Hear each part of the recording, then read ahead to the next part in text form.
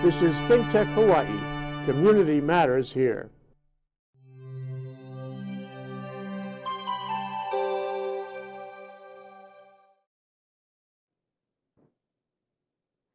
Aloha and Happy New Year, ladies and gentlemen. I'm Pauline Shakmakchian, your host for two shows on Think Tech Hawaii for a couple of months. One is Outside In every Wednesday at 2 p.m. and the other is We Like the 1% every Thursday at 11 a.m. My guest today is Dr. Yaron Brook, chairman of the Ayn Rand Institute and host of the Yaron Brook Show. Yaron, you're on Think Tech Hawaii. Happy New Year. Aloha and Happy New Year. Thank you very much. How are you doing there in Puerto Rico? I'm doing well. Just been here a few days and things are looking good, so I'm excited. Great, great. So we have a lot to cover in terms of Rand and her work and her writings and her ideas. And you, even though you're one of my rare two-part guests I'll be having for these next couple of months, I'd like to just start, before we get into Rand and her work, a little bit about yourself. So could you please give us a little bit of a background about Yaron? Sure. I mean, I was born in Israel, and like most Israelis, when I was young, I was a good socialist. And until I read at the age of 16 Atlas Shrugged, and Atlas Shrugged really changed my life and turned me into a real capitalist and a real advocate for individualism and reason and rational egoism. And I ended up getting in, serving in the Israeli military, getting an engineering degree, an MBA, a PhD in finance, moved to the US in 1987. And since 2000, I've been doing what I love to do, which is advocate for the ideas that I first learned about in Atlas Shrugged, the ideas of objectivism, the ideas of Ayn Rand. And I read Atlas Shrugged about 25 years ago, so it's been a while, but that's not the first classic work she's associated with. She's known first for The Fountainhead, and then more popularly at the moment, Atlas Shrugged, because it's influenced a lot of entrepreneurs and business individuals. So maybe you want to talk about a little bit about her fictional writings before we get into her nonfiction works, which is the philosophy of objectivism.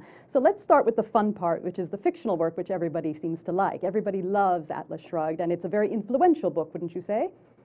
Yes, it's hugely influential. Atlas Shrugged, if you ask, I think, Fortune 500 CEOs, what is the book that's influenced them the most? Atlas Shrugged will be in their top three, almost all of them. So it really has been, if you look at entrepreneurs in Silicon Valley, it's a dominant book in terms of the influence. Not necessarily they agree with the book. This is true of the CEOs. It's not that they agree with the book, but it inspired them. It inspired them to become entrepreneurs. It inspired them to do and work hard and produce and create and innovate and do all the things you need to do to be a successful entrepreneur. So it's definitely been a massive inspiration to successful people, primarily in business, but really in all walks of life. I mean, you'll find doctors, you'll find Hollywood stars of all people who've been greatly influenced by Atlas Shrugged. And of course, by The Fountainhead, her second most famous book, the book she wrote before Atlas Shrugged, which is a book about integrity, about individualism, and about aesthetic, artistic integrity. And indeed, it's a book that's loved by many artists. There was just a staging, a play version of The Fountainhead produced by a very well-known Dutch filmmaker in New York just a few weeks ago. Now, I don't know if it was any good, but it was a 4-hour play sold out every night in New York City, and by a very famous, relatively avant-garde Dutch filmmaker. It shows you kind of the universality and the popularity of her works all over the world. The play is actually touring right now. But the book has inspired many, many young people. It is read widely among high school students. It's indeed very popular among AP English literature classes in the United States. Yes, and that's where I heard about her in the first instance. And we've had this conversation before when we've met, that I don't necessarily agree with everything she's written. It would be a little bit strange if you did agree with everything someone wrote, because you don't want to be a devotee. You want to find arguments that you agree with, and then there are some things I don't understand in her writing. And I think that's the case with you yourself, even though you are the chairman of the Institute that represents her work.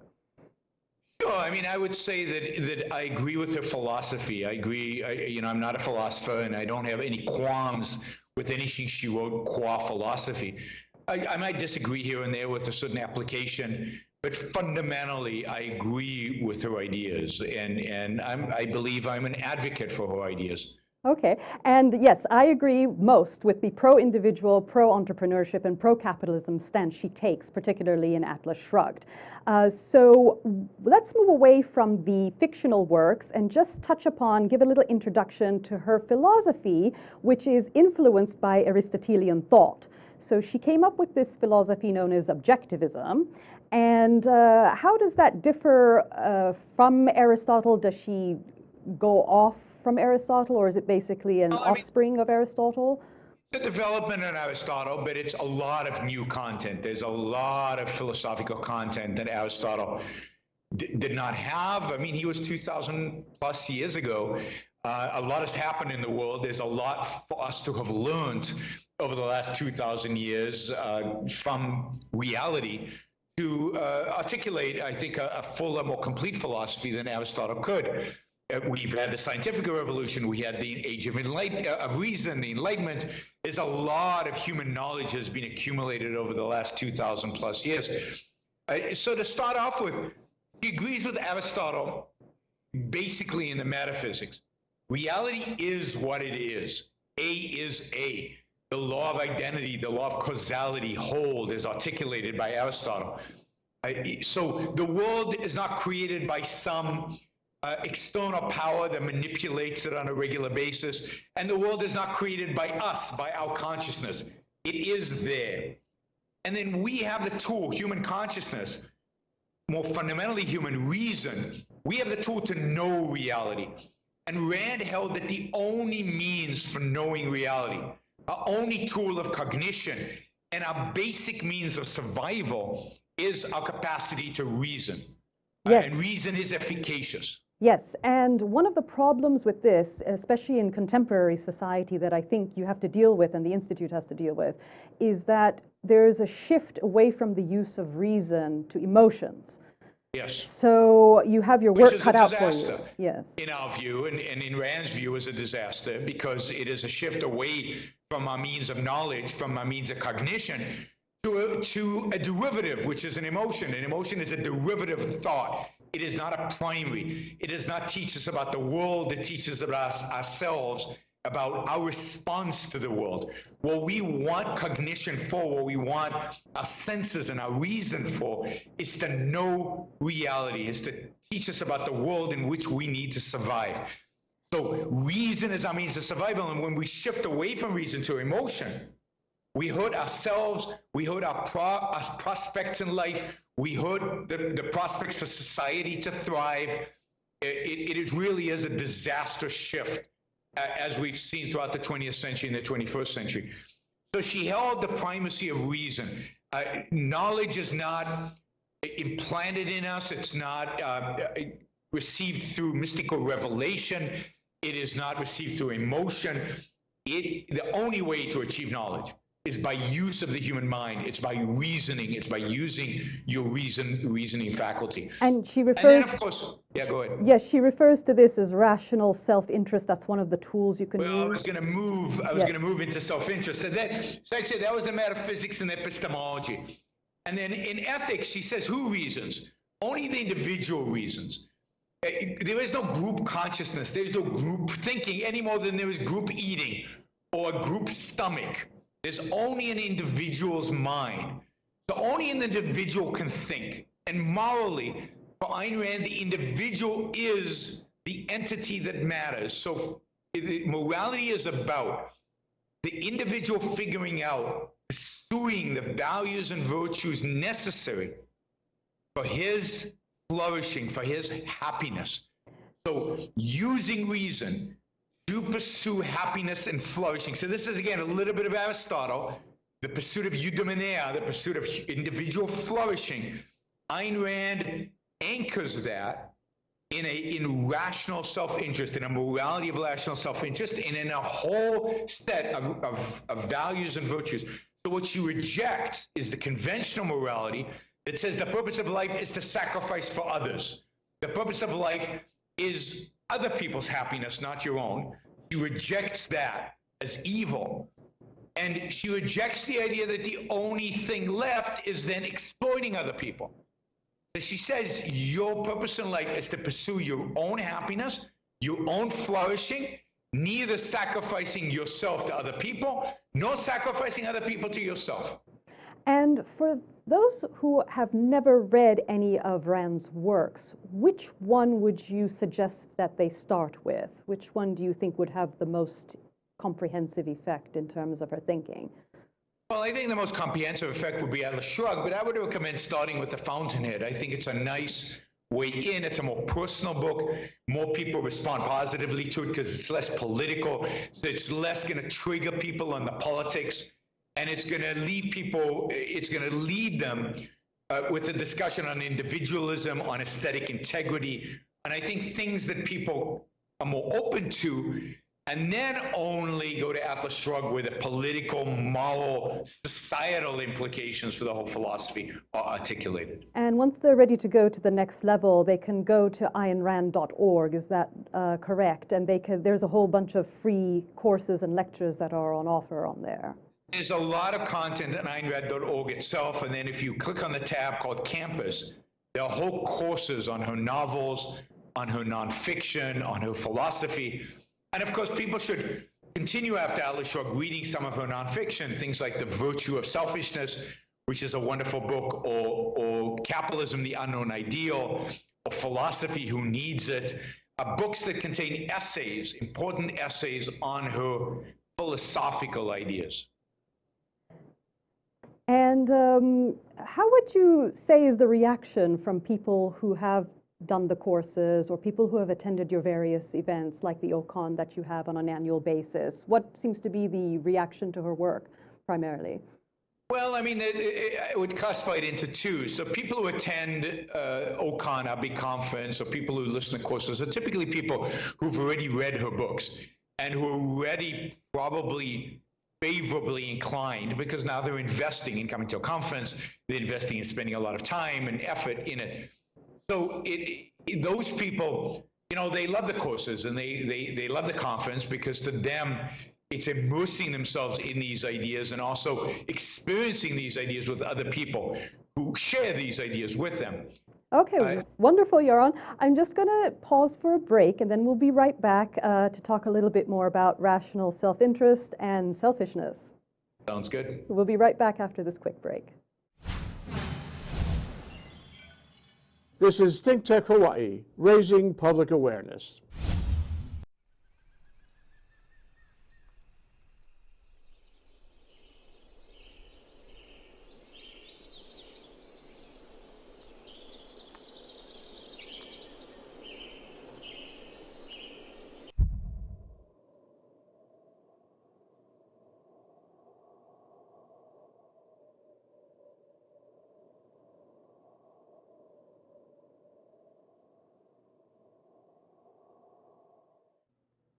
Aloha, my name is Mark Shklav. I am the host of Think Tech Hawaii's Law Across the Sea.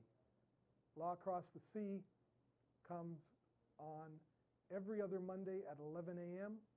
Please join us. I like to bring in guests that talk about all types of things that come across the sea to Hawaii. Not just law, love, people, ideas, history. Please join us for Law Across the Sea. Aloha. Aloha, ladies and gentlemen. Welcome back to our discussion with Dr. Yaron Brook, chairman of the Ayn Rand Institute. And Yaron, are you still there? Yes, you are. I'm still here. Now we're going to get into some of the talks you give. Mainly you give lectures at universities, is that correct? That's right. So they're Yes. for university students because I think when we had this discussion at one point, it's a little easier to influence younger people because it's a bit like the military. After a certain age, you can't influence somebody because their personality has been fully formed. So It's not about influencing them. I think generally we are open during our youth, from 16 to maybe 30. We're open to new ideas. We're experimenting. We're testing ideas out. We want to be independent. We want to think of ourselves. We separate ourselves from our parents. We go to college to absorb and to learn and to engage with new ideas. I think after age 30, we kind of settle. We've already accepted the ideas. These are the ideas that are going to guide our life. Whether we know explicitly or not, we go get a job, we have a family, and life becomes a routine, and we're not as open to radical ideas, new ideas, to being provoked. And I think there's certainly a certain calcification almost that happens in the brain that prevents new ideas from penetrating Yes. after a certain age. And the other thing that you make very clear in a lot of your talks is that this is in fact a lot of hard work to develop oneself as an individual, because I think Maslow's hierarchy, Maslow said that only 2% of the world is actually self-actualized. So it is actually a lot of hard work, and you do emphasize that in your lectures, because let's face it, most people are sort of lazy. And it's an easier option for people to pick their nose, scratch their ass, and fart on the couch in front of the television. So it is quite a lot of hard work to do this self-actualization. I tell audience that being self-interested, taking your life seriously, and trying to be the best that you can be at living is hard work, because it requires thinking. If you had to boil down Ayn Rand's ethics, Ayn Rand's morality to one word, it would be think. You would say to have a good life, to pursue the right values that are going to lead to happiness and prosperity and flourishing, think. And unfortunately, most people find thinking hard work, and they're not used to it, and we don't train them in school to think. We're not good at critical thinking. We don't train people in critical thinking, but that is the most important activity in life. It's like what George Carlin said, that universities are not there to teach people to think. They're there to create obedient workers. Unfortunately, that's true, and you have to remember the public educational system was first embraced by Germany during the 19th century under Bismarck, and the whole point of public education under Bismarck was to train people to be good, obedient workers. And I think we still have the same public educational system today that is basically trying to train people to be good, obedient workers, instead of to train people to be thinkers and therefore innovators and creators and entrepreneurs, which is what we really need them to be. Yes, and that's quite a shame. And one of the questions I wanted to ask you is that as I mentioned, I don't agree with everything Rand wrote. I don't agree with everything the Institute pursues. And one of the things, and this is not because I necessarily agree with Trump or anything like that that is political, but the Institute seems to be rather critical of Trump's presidency. And I'm just wondering, not to be cheeky or anything, isn't he in a way pursuing his own self-interest? I mean, what's wrong with what he's doing? Because No, I mean, Trump wouldn't know his self-interest if it bit him. You need to be a thinker to pursue your self-interest. You need to be a rational thinker. You need to be somebody who can think long-term, who can conceptualize. Trump is not a thinker. Trump is an emoter. Trump is an emotional guy. He's got very low self-esteem, in my view. He gets upset at anybody criticizing him. Just see the firestorm right now against Steve Bannon over quotes in the book. I mean, he can't stand criticism. He can't stand people speaking back to him. He is not a conceptual being fully in the sense of an Ayn Rand self-interested character. So no, I don't think Trump's being self-interested any more than I think that anybody pursuing their emotions is self-interested. Well, we've had this discussion once before when we met as well, where it's actually, it's very emotional in America, his presidency, but I actually don't think it really matters who the president is, because everybody who pursues politics, almost everyone, I think, in history as well, it has to be a sort of a narcissist. That's part of the personality profile of somebody who pursues a career in politics, whether they were a businessman before or whatever. So I remember sometimes you get the question in your audience, what do you think of Trump? And you very clearly said that on Think Tank as well. Yeah. But I remember on one occasion you replied with, well, he's just somebody who wants to see his name in gold. And I'm just wondering, along the lines of Ayn Rand, who's to say one individual's pursuit of self-interest is wrong? I mean, who's the person who creates that? What is rational self-interest? The standard is reality. And if you see somebody acting based on emotion, I think you can argue, and Ayn Rand would argue, that that person is not pursuing their self-interest, because emotion is not going to lead you to achieving your values and to achieving success. That is metaphysically and epistemologically true. So yes, you can evaluate people and say, that person is pursuing their self-interest and that person is not. That person is sacrificing, that person is self-destructive. For example, I can tell you that people who lie do not achieve happiness. Lying is not a strategy to be happy. Donald Trump lies all the time. Now, I wouldn't care, typically. If he wants to put his name up on big buildings and he wants to do this thing, I wouldn't care. The problem is once he becomes president, he has a disproportionate impact on my life, right? So Does he? Does he? Real estate developer, I really don't care about Donald Trump one way or the other. If you'd asked me 2 or 3 years ago, what do I think about Donald Trump? I would have said, I don't think of him. That's a quote from Ayn Rand, but I don't think of him. But now that he's president, unfortunately, I have to think of him. And what I see is not good. What I see is distressing. What I see is somebody who's going to do more damage than good to the country. Now, I agree with you. Presidents are not that important. Any one presidency. Because but there's Donald always Trump is one more step in the direction of more authoritarianism, bigger government, and an American public that is dumbing itself down, which is a scary idea. Well, it's been like that for a few decades now. So unfortunately, It's going in that direction. And what you're trying to do with the Institute and promotion of Rand's work is to try to help reverse that situation, which we'll go into in a little bit more in depth tomorrow on tomorrow's show on We Like the 1%. So you touched upon the issue of happiness, and one of the things that you make clear and some of your colleagues make clear in the Institute is that it's up to each and every individual to be happy, right? Nobody else can make you happy, not really. Nobody else can make you happy. It's your responsibility. It's your moral responsibility. That's the purpose of ethics, is to study the virtues and values necessary for human happiness. I mean, happiness is your responsibility, but it's not like, yeah, do whatever you want to do. It's not hedonism. Yeah, it's not hedonism. Principles. Just like there's good diet, there's good food, and there's poison. The same in life, the same in spiritual values. There are things that will lead you towards happiness, and there are things that will lead you towards self-destruction and misery. And what ethics should teach you, and what Ayn Rand's ethics tries to teach you, is the values and virtues that lead to happiness. And then it's your responsibility to embrace those values, to live them, and to achieve a happy, successful life. And you can run off some of those values here on the show. I think you usually mention. I think the most important value and virtue is reason and rationality.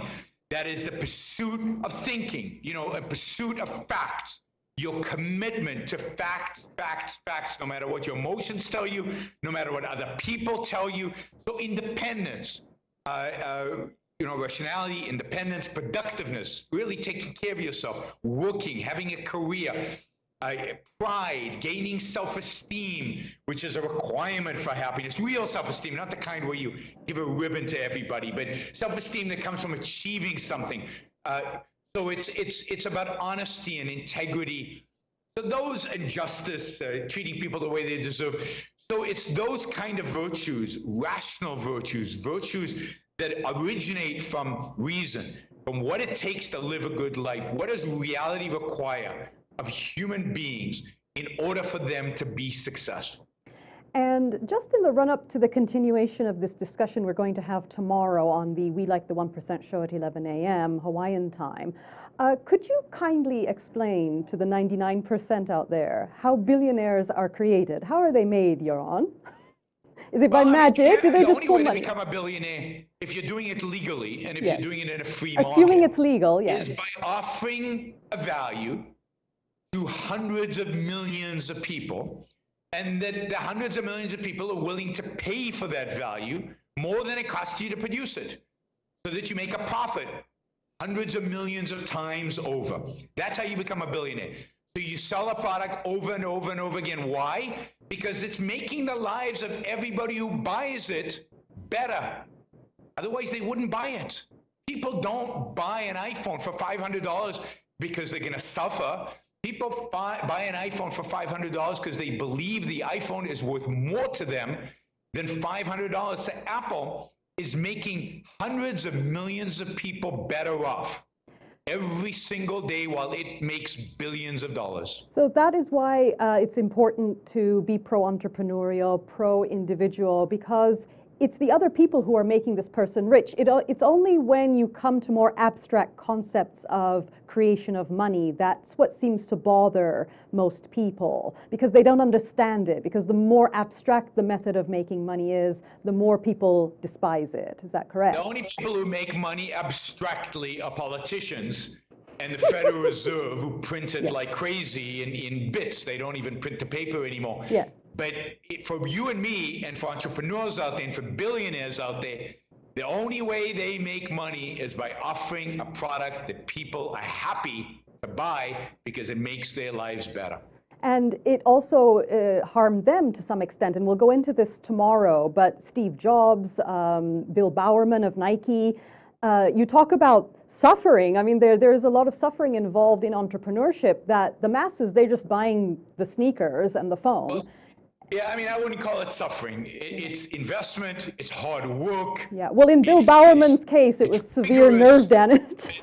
You know, these guys work very, very hard and are rewarded well for it. Yeah, and they deserve that money, because one billionaire said money is the way of keeping score, right? Yes, but it's the way of keeping score about how much value you've created in the world out there. Absolutely. Thank you so much, Yaron. We're going to continue this discussion tomorrow, and I'll see you at 11 a.m. Hawaiian time. Thank you very much for being a guest on the show, and thank you all for listening to Outside In. See you tomorrow on We Like the 1%.